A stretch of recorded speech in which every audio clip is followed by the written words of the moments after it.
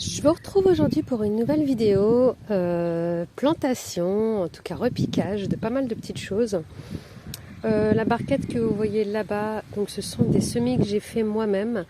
Ils se sont pas développés comme j'aurais voulu. Certainement qu'ils végétaient, que le terreau était un petit peu peut-être pauvre, mais beaucoup trop humide. Donc voilà, je vais les ramener, puis on verra bien ce que ça donne.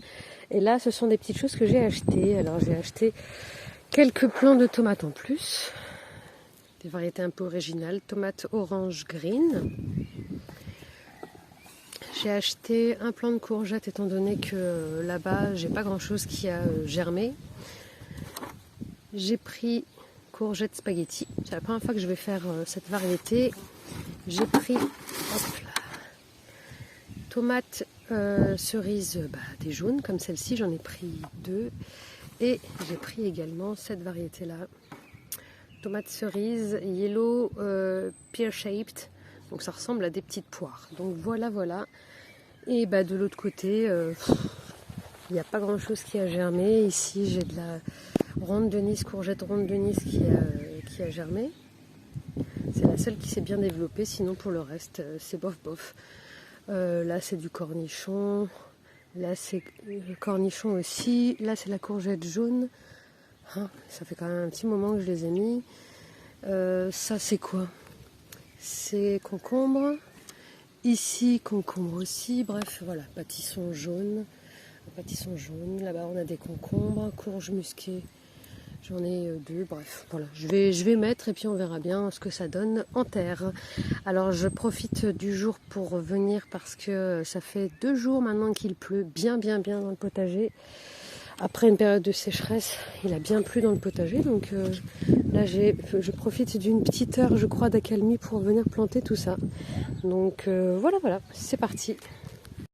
Alors je vais mettre entre les 2 parcelles de tomates.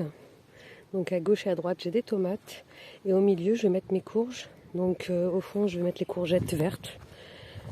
Voilà un plan. Alors, je ne sais pas si je les mets en ligne ou si je les mets en quinconce. Donc au fond je vais mettre les vertes. Ensuite je vais mettre les spaghettis. Ensuite je vais mettre les rondes de Nice et après je mettrai les jaunes. Voilà. Je pense que j'ai la place pour en mettre 4. Parce que ça prend quand même pas mal de place. Donc 4 ici c'est largement suffisant. Alors j'ai fait mon premier trou pour mes courgettes vertes. La terre elle est bien humide parce qu'il a bien plu pendant 2 jours là. Je vais faire comme d'habitude, je vais mettre de l'engrais, du fumier. Et j'ai plus de terreau, mais bon c'est pas grave, il y a le terreau du plant. Donc c'est parti.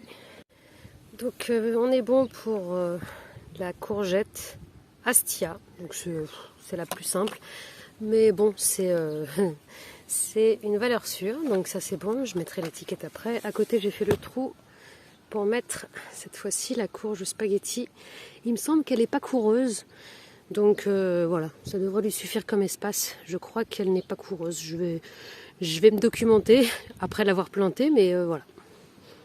Bon, eh bien après vérification sur internet, il semblerait qu'elle soit quand même fait partie des courges qui sont coureuses, donc bon écoutez c'est pas grave. Il y a de l'espace par ici, je les mettrai droite, gauche, elle courra un peu là où elle voudra, il y a de l'espace.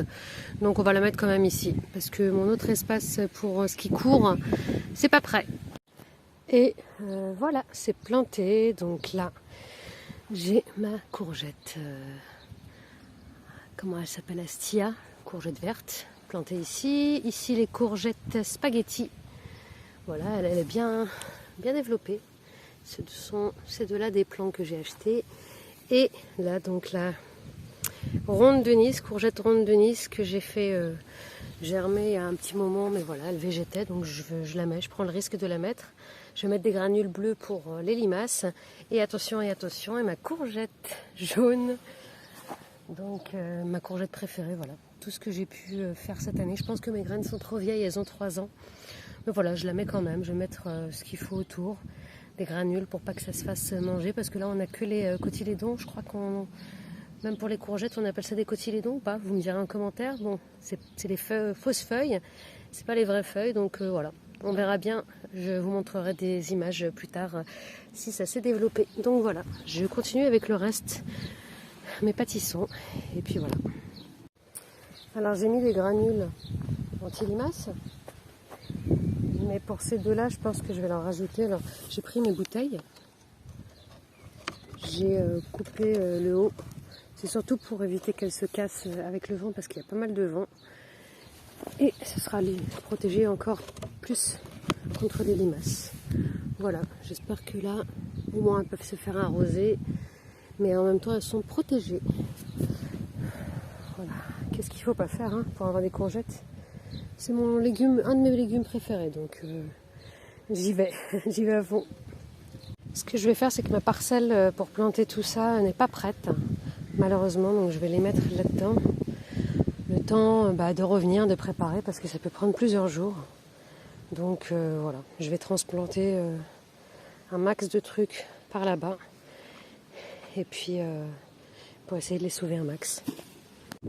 J'ai trouvé une petite place pour mes tomates oranges, juste là, à côté de mes autres tomates. Voilà, je l'ai mise juste là. J'ai fait tout ce qu'il fallait. J'ai mis de terreau, fumier, mon petit tuteur, un peu de paillage, une petite bâche en dessous. Et puis voilà, on va arroser et on va espérer que ça redémarre. Alors voilà ce que j'ai fait en attendant de pouvoir revenir pour m'en occuper sérieusement. Donc je les ai remis proprement. J'ai enlevé le terreau qui était complètement détrempé là, qui devait être vraiment très très pauvre. J'ai mis de la terre et puis voilà, on va voir ce que ça va donner tout ça. Courge musquée. Courge musquée. Alors, là on a deux courges musquées. Et là on a un pâtisson jaune. Là-bas on a les pâtissons blancs. Et là on a concombre et cornichons. Voilà, on verra bien. De toute façon je reviens très vite pour m'en occuper parce que sinon ça va végéter, il y a beaucoup de vent. Enfin bon voilà. Bon, je termine la session de jardinage d'aujourd'hui ici avec les 3 plants de tomates cerises. Donc j'ai fait mes 3 trous ici. Bon, ici c'est des cadavres de navets que mon voisin avait retirés quand il les éclaircissait. Donc j'ai tenté de les replanter mais bon. J'ai pas arrosé le lendemain, donc ils sont morts. Donc voilà, je profite de la parcelle qui est prête ici pour planter mes tomates cerises. Donc comme d'habitude, je mets du fumier au fond et puis je les plante. Et voilà pour mes 3 plants de tomates cerises. Je prends un petit risque parce que ici j'avais l'année dernière les tomates tout à gauche là-bas, elles avaient attrapé le mildiou, donc j'espère que ça va aller. Je vais réfléchir, est-ce que je les paille ou pas, est-ce que je les bâche ou pas, je vais voir. Je vais réfléchir, enfin, en tout cas vous le verrez dans la prochaine vidéo. Et là maintenant je vais repiquer tout ça, donc juste ici j'ai encore de l'espace, donc on va continuer, j'ai déjà pas mal avancé avec ces premiers plants qui ont été implantés. Maintenant je vais en rajouter quelques-uns.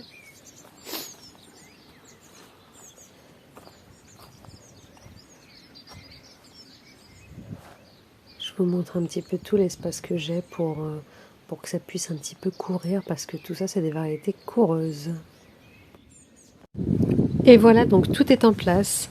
Là c'est une vidéo que j'ai tournée quelques jours après. Donc voilà, ça vous montre un petit peu l'évolution des plants que j'avais mis la fois dernière. Sur ces belles images, donc c'est la fin de cette session de jardinage et je vous retrouve dans une autre vidéo pour la suite du potager. À bientôt!